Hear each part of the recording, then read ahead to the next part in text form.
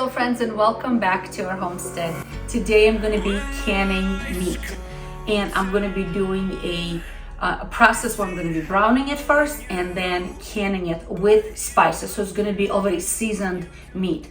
We harvested our homegrown goat. He was a big goat, and we've decided to preserve some of this meat by canning. Now, I don't know why goat meat is not popular in the United States, because from what I know, it's a number one meat in the world that is consumed. Number one, except for here in the United States. So I grew up eating goat. We raised goats, we drank goat milk, and we ate goat meat. So of course, when it's a young goat, it's a very tender, soft meat. But the older they get, the tougher the meat gets. So goat meat is usually on the leaner side, so you need to add some fat to it. And also it's a little bit on the tougher side, so you need to cook a little longer, so we need to practice patience.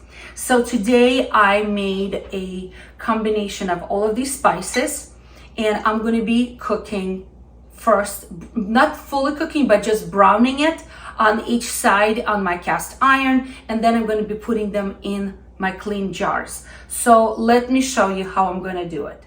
I'm going to make the combination of all of my spices that I'm going to be using, and I think that all of these spices are optional, so it really should be up to each individual homemaker and homesteader how much to use. So for my mix, I use 2 teaspoons of paprika. It's a regular paprika.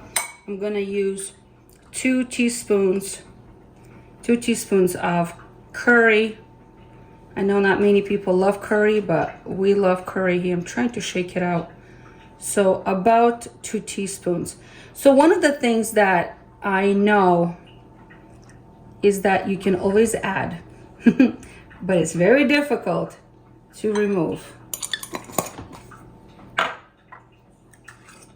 Then I'm going to add 2 teaspoons of cumin. Very fragrant spice. Then I'm going to be adding 2 teaspoons of curcumin. 1, 2. 2 teaspoons of coriander. Love coriander. And then I'm going to add also some, this is a whole mustard seed, but you can put mustard powder as well. And I'm going to be adding also some garlic powder. And I'm going to put 2 teaspoons of garlic powder. Of course, I'm going to be adding black pepper. And this is ground black pepper. I'm going to be putting about 2 teaspoons of black pepper as well. Salt I will be adding later to each individual jar. All right, so this is going to be my mix that I'm going to be using of all of these beautiful spices. All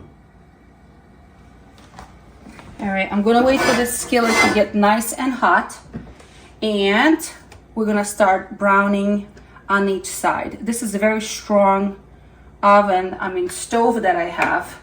So I added a little bit of oil to it, and I'm going to start adding some of this meat. So let me grab tongs. So I'm going to start putting, so I already cut them up in chunks, and that's going to be easier for me to work with. I tried to remove silver skin as much as I could, because that's what makes the meat tough.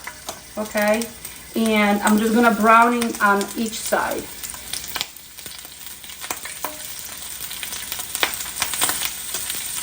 I'm going to turn down the heat a little bit. And I'm going to season it right away with some of these spices. Okay, so they browned on each side a little bit. And now they're not fully cooked, not even close. So I just browned them a little bit, and I'm going to take them off the heat as I cook the next batch, okay? And then I'm going to be putting them in the jars. Of course, you can always do a raw pack, but I think that the meat, especially red meat, comes out a little better If it's slightly brown, it just adds a different flavor. Okay, so we browned all of this meat and I'm now packing them all in this clean jars. I have quart jars because for my family size, it is better if I cook things with quart jars. But if a small family, a pint would work better. So I'm just taking all these chunks that we browned a little bit, seasoned and browned, and I'm putting them into clean, non-sterilized. So I do not sterilize jars if I'm going to be using them for pressure canning. However, if I was water bath canning something, that would require, absolute requirement is to sterilize jars, lids and rings and all of that. But for pressure canning, which is a low acid food such as meat, it requires pressure canning at a very high temperatures for prolonged period of time, and sterilization of the jars is not required. Oh, so my husband picked up a couple of new cases of jars for me from a local store, and this is how they all came in. Check this out. All of the lids are damaged. Look at that. They're all damaged. The entire pack of lids is damaged. So disappointing. So disappointing. Very upsetting about all of this damage. It's going to go in the trash. You can't use it. It is very important that all of the lids are one-time use and they are in a perfect condition. No dents or anything. Otherwise, it will not seal properly, and then that means that the food will not be safe for storage. So what I'm doing right now is I'm leaving 1 inch of headspace. Okay, I'm not filling them up all the way to the top. And as you can see, there's space in between all of these pieces of meat, which is perfectly normal for canning. All right, so all of the jars are filled. And this is what 30 something pounds, what was it, 33 or 34 pounds of meat reduced down to. So one of the things that I also like to do when I can meat is I like to put a little bit of bay leaf, okay? And if you have a full bay leaf or half a bay leaf or something, it really helps to add the flavor. So mine are the bottom of the container and most of them are crushed up, but it's fine. It's still gonna be flavor. So I'm just adding them here. And I also, this is the time when I'm gonna be putting the salt. I did not salt the meat when I was browning that. So how much salt? As always I say, it's better to add, but it's very difficult to remove. So these are quarts. So I could safely say that I could put a teaspoon of salt per each container, but I'm not going to. I'm gonna put a little bit more than a half a teaspoon. So this is a half a teaspoon measurement and it has a heel. So that's how much I'm going to be putting into each. And this is my sea salt. And I like to use either pink Himalayan salt or Celtic sea salt. And that's what I'm doing here. And I'm just going to be putting, like I said, a generous half a teaspoon into each quart. All right. Because I've done it where I put a whole teaspoon before. And to my taste, it has a little bit too much salt. So you can always remove, you cannot add, right? So the salt is in, the spices are in. Now, this is what I like to do. Really, there's no need to add any more liquid. But let me show you what is left over from all of the meat. When we were browning that, this is all the liquid that came off from the pieces of meat. I want to put it back.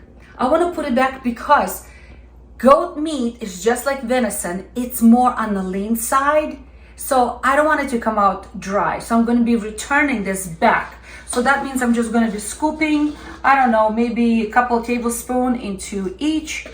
Okay. And just putting it back because it has the oil that it was cooking in and the flavors from the meat. And I'm just going to put it back into each. All right. Just clean around the edges, make sure there's no fat on it, no spices, nothing left over, so it doesn't cause any kind of poor seal. We want a good seal on all of these jars.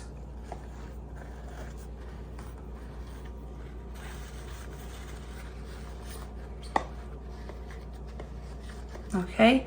And I have a pressure canner sitting behind me, and I already put a couple of inches of water on the bottom. And to that, I also like to add a generous splash of white vinegar to help to keep the jars nice and clean. All right, so here are these are the good ones. So I'm just gonna be putting right on top, just like this. And I'm gonna put the rings on to finger tight before I actually put them into the canner. Okay, so all of my jars are here. I have two layers of them because this is my big Bertha girl and lots fits into her. All right, so now I'm gonna put the lid on and make sure that I do it the proper way. All right, so there's a little marker right here and a little nudge that they have to match together. And now I need to make sure it's on straight, and I'm going to be attaching these. It doesn't feel like it's all the way in. Let me make sure it's all the way in. And now I have to make sure that it's nice and tight on all of the sides, and you have to do the opposites of each other. All right, let me just tighten this one up. All right, and I'm gonna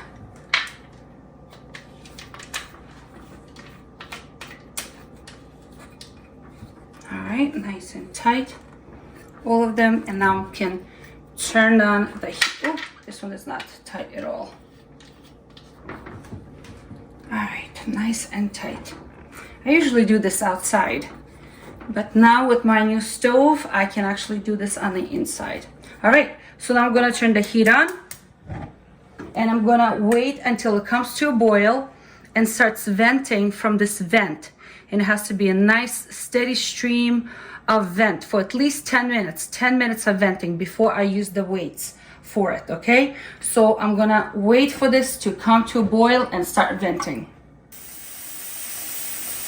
Okay, so this has just started steaming. I'm gonna put my hand behind, I don't know if you can see it, but there's like a steam that's coming across.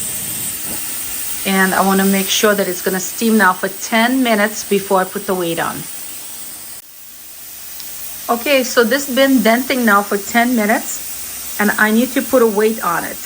And for my elevation, I need to put 10 pounds. And I don't know if you guys can see it, but it's right here. It says 10 pounds. So I'm gonna put that right on it, okay? Oh, that's 15. Oops, I need 10 pounds. That's 10 pounds. Okay, so 10 pounds are on. And I'm gonna start seeing on this gauge rising up, and I need to make sure it's gonna rise to 10 pounds. And this is gonna start jiggling, gentle jiggling. If it's jiggling way too much, very rigorous, then I need to turn down the heat, because this needs to be gentle jiggle, very gentle, but steady, gentle and steady. All right, so I'm gonna turn down the heat so it's not super strong heat, so like medium heat on this. And it's going to, once it reaches the pounds that we need and it's jiggling to the jiggle we need, I'm going to process this for 90 minutes, because these are quarts and they need to be processed for 90 minutes, which is an hour and a half. Okay, so I will see you guys in an hour and a half.